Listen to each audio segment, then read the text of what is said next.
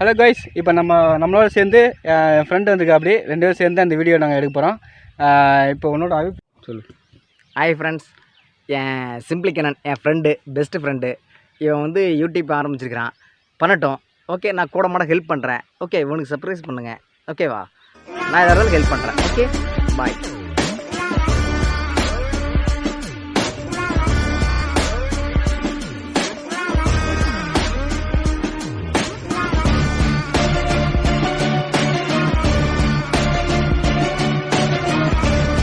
Hi guys, இப்போ நான் உங்கள் சிம்பிளி கண்ணன். இப்போ நம்ம எங்கே இருக்கோம்னா வேடசுந்தூர் டு ஒட்டாந்திரம் அந்த ரோட்டில் நவாமத் அப்படின்னு ஒரு ஊர் இருக்குது. அந்த ஊருக்கு மேலே வந்து படிகலிங்கேஸ்வர், பஞ்சலிங்கேஸ்வர் 2 கோயில் இருக்குது. இப்போ நம்ம எங்கே இருக்கோம்னா பஞ்சலிங்கேஸ்வர் கோயில் இருக்கோம். கீழே வந்து படிகலிங்கேஸ்வர் கோயில் இருக்குது. இதோட வரலாறு எப்படின்னா 11 ஜீவ சமாதி இருக்குன்னு சொல்லியிருக்காங்க. நம்ம 11 ஜீவ சமாதி நம்ம போய் பார்ப்போம்.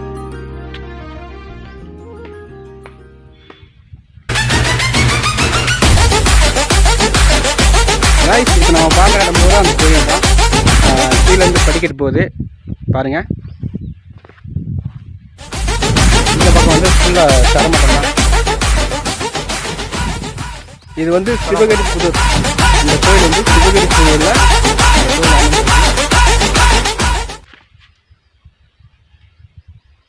மேலே இருக்கணும்.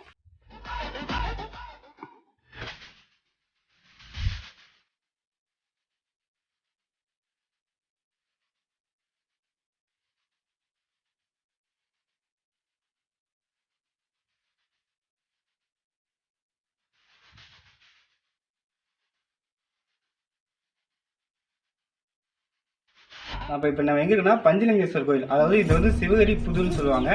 அந்த கோயிலில் இப்போ நம்ம மலை மேலே நிற்கிறோம். இப்போ அந்த கோயில் வந்து 11 ஜீவ சமாதி சொல்லியிருக்காங்க. லிங்கேஸ்வரர் கோயில். நம்ம அடுத்து கீழே வந்து படிகலிங்கேஸ்வரர் கோயில் இருக்குது. அந்த கோயிலோட வரலாறு நான் உங்களுக்கு சொல்கிறேன். இது வந்து 11 ஜீவ சமாதி இருக்குது. இந்த சுனை நீர் வந்து இங்கே வந்து எல்லாமே இந்த கும்பாபிஷேகம், சாமி தீர்த்தம் இருக்குன்னா இங்கே தான் அந்த சுனை நீர் வந்து எடுப்பாங்க. இங்கே வந்து நிறையா வெளிநாட்டிலேருந்து எல்லாமே இங்கேருந்து எல்லாமே பண்ணுவாங்க. பண்ணால் நம்புவாங்க, எல்லாமே பண்ணுவாங்க. சிங்கப்பூர், மலேசியா எல்லாமே பண்ணுவாங்க. இங்கே உள்ள வந்து ஜீவசமாதி 11 ஜீவசமாதி, சிஸ்டரோட ஜீவசமாதி 11 ஜீவசமாதி உள்ள இருக்குது. கைஸ், இதான் அந்த பஞ்சலிங்கேஸ்வர் கோயில். இப்போ நம்ம அந்த ஜீவசமாதி நான் சுற்றிலே கோயில் ஃபுல்லாக மலை தான். ஃபுல் சரௌண்டிங் ஃபுல் மலை தான். பட் கீழே ஒரு சுனை நீர் இருக்குது. அந்த சுனை நீருக்கு போக முடியாது, அது வழி இல்லை. 11 ஆண்டுகளுக்கு முன்னாடி இந்த கோயில் வந்து உருவாச்சுன்றாங்க.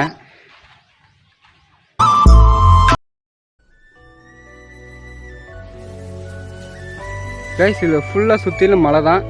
மலைக்கு நடுவில் இந்த கோயில் வந்து பஞ்சலிங்கேஸ்வரர் கோயில் இருக்குது. கீழே வந்து படிகலிங்கேஸ்வரர் ஒரு கோயில் இருக்குது. அந்த கோயில் நான் உங்களுக்கு காட்டுறேன். இந்த கோயிலை ஃபஸ்ட்டு நம்ம ரிவ்யூ பண்ணலாம், எக்ஸ்ப்ளோர் பண்ணிடலாம். கைஸ், இப்போ இதில் வந்து அர்த்தநாதீஸ்வரர் சுவாமியும் சிவலிங்க சாமியும் 2 சாமியும் சேர்ந்து கலந்து இந்த கோயிலில் இருக்காங்க. இது வந்து தமிழ்நாட்டிலே 2வது இடமா சொல்லியிருக்காங்க இந்த கோயில்.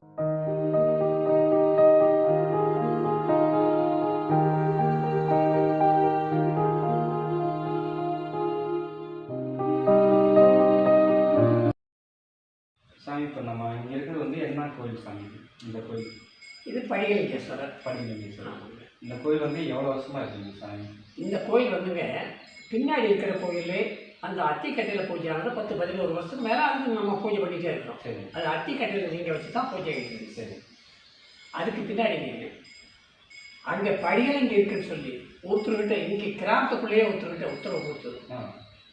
படிகலிங்க இருந்து அந்த மலை மேலே படிகலிங்க இருக்குங்க. அதை ரொம்ப நாளைக்கு முன்னாடியே அதை உடைச்சி படிகலிங்கத்தை ஆரம்பிச்சு போயிட்டாரு. அந்த பாடி கீழே ஆவடை மட்டும் விட்டுட்டு அது கடமை சொல்லி அதுக்கு பின்னாடியே இங்கே பூஜையை ஆரம்பிச்சிடணும் மேலே. அந்த அப்புறம் அப்படியே கோயில் நடந்துச்சு, பூஜை நடந்துச்சு, நல்ல பூஜை ஆகிட்டு இருந்துச்சு. அங்கேயே பூஜை ஆகிட்டு இருந்துச்சு.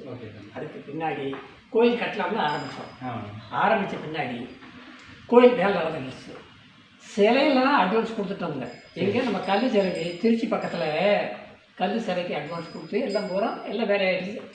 இந்த அளவுக்கு நம்ம செய்யக்கூடிய சக்தி இங்கே இல்லை. சரி. இவ்வளோ பெரிய கோயில் ஆயிரும். இங்கே செய்கிறத பூரா ஆண்டவராக தான் செய்யும். நாங்கள் செய்யும், நாங்கள் ஒரு கருவி மாதிரி தான் இருக்கிறோம். செய்கிறத பூரா ஆண்டவர் தான் செய்யும். அதாவதுங்க கல் சிலை அட்வான்ஸ் கொடுத்த பின்னாடி இவருக்கு இந்த ஐயாவுக்கு அன்பு செடிகளுக்கு அவருக்கு உத்தரவு கொடுத்து சிங்கப்பூரில் வெளிநாட்டில் இருக்காங்க, அவருக்கு உத்தரவு கொடுத்து இங்கே படிகலிங்க பஞ்சலிங்க தான் வைக்கணும் அப்படின்னு சொல்லி அவர் அந்த கல் சேலை கொடுத்ததெல்லாம் வேணாம்னு சொல்லிட்டு நான் கொண்டாந்து வைக்கிறேன்னு சொல்லி அவர் வந்து உத்தரவு கொடுத்து அவர் வந்து சொல்லிட்டு போய் அவங்க கொண்டாந்து வைக்க வரைக்கும் நாங்களே நம்பலைங்க. இந்த காலத்தில் யாருங்க படிகலிங்கமெல்லாம் கொண்டாந்து வைப்பாங்கன்னா யாரும் நம்ப மாட்டாங்க. அதுக்கு பின்னாடி அவர் கூட்டு வந்து வச்சு நல்லா பூர்த்தி பண்ணி அந்த பஞ்சலிங்க படிகலிங்க வச்சு அவர் சொந்த செலவில் அவங்களுக்கு சேலை வேட்டி குங்குமம் எல்லாம் அவராக எடுத்து கொடுத்து யானை கொண்டு வந்து ஊர்வலம் கொண்டு வந்து சிலையை 3 ஊருக்குள்ள ஊர்வலம் ரோட்டு பக்கமெல்லாம் கொண்டு வந்து அப்புறம் கொண்டு வந்து மாட்டினாங்க, பிரதிஷ்டை பண்ணி மாட்டினார். 3 நாளைக்கு பின்னாடி. ஆமாம், ஒரு நாள் சுமைகிரி பூஜை, ஒரு நாள் பிரதிஷ்டை, ஒரு நாள் தீர்த்தம் அடித்தாங்க. அது மாதிரி பண்ணார். அதுக்கு பின்னாடி அவர் வந்ததுனால சிங்கப்பூர்ந்து வந்ததுனால சிங்கப்பூர்லேருந்து 25 குடும்பம் இங்கே கும்பாபிஷேகத்தில் வந்துச்சு. ஒரு வாரம் வந்து அவங்க ரூம் போட்டு தங்கி அவங்க கும்பாபிஷேகத்தில் முடிச்சுட்டு போனாங்க. அவங்க முடிச்சுட்டு போனதுனால அவங்களுக்கு நல்லது நடக்கிறது வச்சு அவங்க இப்போ அங்கேருந்து பூஜைகளுக்கு அவங்க வேண்டிய பொருள்லாம் அவங்க அனுப்பிச்சுட்ருக்காங்க. இப்போ நம்ம படியாரம் பாருங்க மேலே பஞ்சலிங்க போகிறதுக்கு பக்கத்தில் வேடசந்தூர் பக்கத்தில் பூவத்தாள்னு சொல்லி ஒரு அம்மா இருக்கும், பஸ்ஸு ஓனர், அவருடைய பொண்ணு. அந்த அம்மா வந்து ஒரு நாள் வந்து அந்த அம்மா சில கோரிக்கைகளை வச்சு அந்த அம்மாவுக்கு கோரிக்கை முடிச்சோடனே நாங்கள் பக்கத்தில் கூட போகலைங்க. அந்த அம்மாலாம் படியெல்லாம் கட்டி மேலே போக வரைக்கும் 6-7 லட்சம் செலவு பண்ணி படி கட்டி எல்லா வேலையும் முடிச்சுட்டு கடைசியில் அவங்க கால பூஜை அவங்க ஏற்றுக்கிட்டாங்க. சரிங்க. இப்போ டெய்லியும் நடக்கிறது கும்பாபிஷேகம் பண்ணதுலேருந்து நடக்கிறது பூரா அந்த பூவாத்தாளோட பூஜை தான், அவங்களோட பூஜை தான் காலையில் நடக்கிறது. இடையா அவங்க வந்து செஞ்சுக்குவாங்க.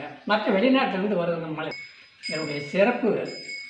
அதாவதுங்க 11 சுத்த ஜீவ சமாதி இருக்குது அங்கே பஞ்சலிங்கம் அந்த அர்த்தநாரீஸ்வரர் எந்திரத்தோட மாட்டு சொல்லி இருக்குது அவங்க பூஜைக்காக.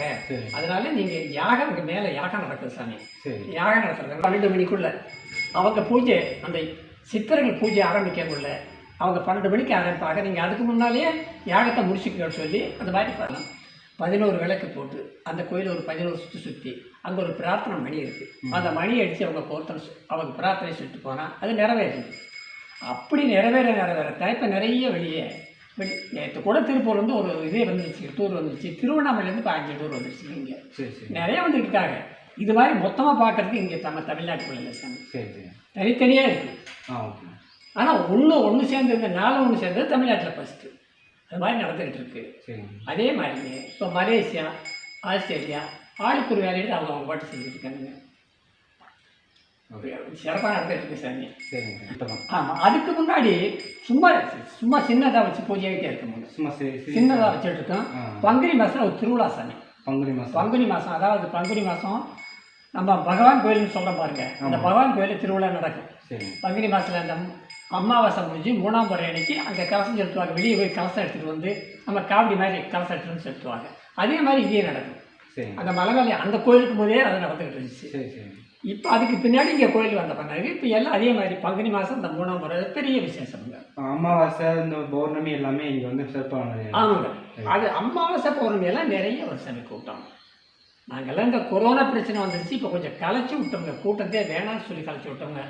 உள்ளே கூட்டது உள்ளே விட்டே செய்ய முடியாதுங்க. எனக்கெல்லாம் வெளியே வச்சுருக்கேன், பூஜை தான் உள்ளே ஆகும். வெளியே மூதி தீவிரத்தை காமிக்கிறதெல்லாம் வெளியே தான் காமிக்க முடியும். அவ்வளோ கூட்டம் இருக்குங்க. இப்போ இந்த கொரோனா டயத்தில் எல்லாத்தையும் கலைச்சி. ஆமாங்க, பிரதோஷம்னா 3 மணிக்கு ஆரம்பிப்போம் பூஜை. மேலே நடக்கும். அங்கே 1 மணி நேரம் நடக்கும். பூஜை முடிஞ்சோடனே இங்கே வந்து 4:30க்கு ஆரம்பிப்பாங்க. 4:30க்கு ஆரம்பித்தா 6 மணிக்கு பூஜை. அன்றைக்கி பிரதோஷம் அன்றைக்கி. பௌர்ணமி கட்டிக்கு பார்த்தீங்கன்னா 5 மணிக்கு பூஜை ஆரம்பிப்பாங்க. கிரிவலம் வரும். அந்த மலை சின்ன மலை இருக்கு பாருங்க, அந்த லிங்கம் இருக்கிற மலை பஞ்சலிங்கம் இருக்கிற மலையை சின்ன மலையை சுற்று கிரிவலம் மாதிரி வரும். கிரிவலம் வந்தோடனே மேலே போய் அபிஷேகம் ஆகும். அப்புறம் கீழே வந்து இங்கே அபிஷேகம் பண்ணுவாங்க. கீழே வந்து படிகலிங்கத்துக்கு அபிஷேகம் பண்ணுவாங்க. அப்புறம் அன்னதானம் நடக்கும். பௌர்ணமி அன்னைக்கு அன்னதானம் போடுறீங்க, ரெகுலராக போடுறீங்க. ஓகே, ஏன்னா வேண்டுதல் வச்சு பௌர்ணமி அன்னைக்கு கொடுப்பாங்க ஒரு சிலர். ஓகே.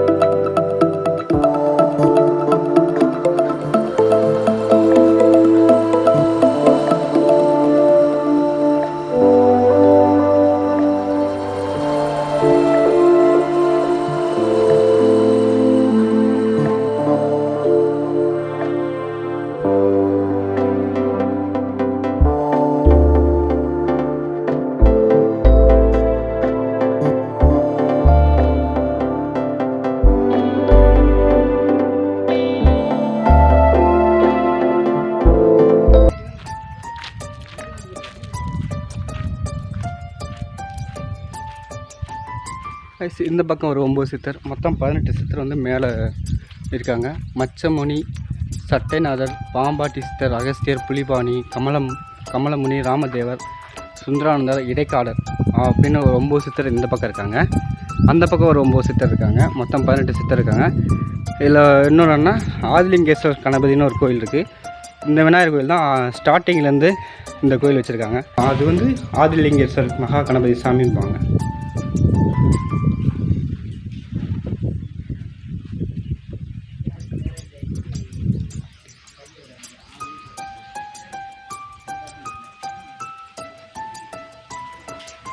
ஆதிலிங்கேஸ்வரர் மகா கணபதி இந்த கோயில் தான்.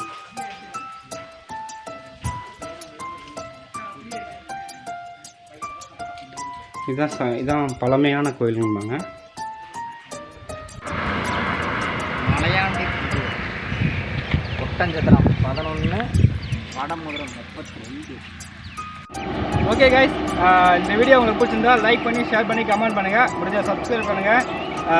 உங்கள் சப்போர்ட் கொடுங்க, ஷேர் பண்ணுங்கள். தெரியாதவங்களுக்கு இந்த கோயில் வந்து ஷேர் பண்ணுங்கள். முடிஞ்சால் சப்ஸ்கிரைப் பண்ணுங்கள், சப்போர்ட் பண்ணுங்கள். பக்கத்தில் இருக்க பெல் ஐக்கன் சும்மா அடிக்கிற அடியில் ஈஸ்வரன் கோயில் படார் சவுண்ட் ஏறணும்.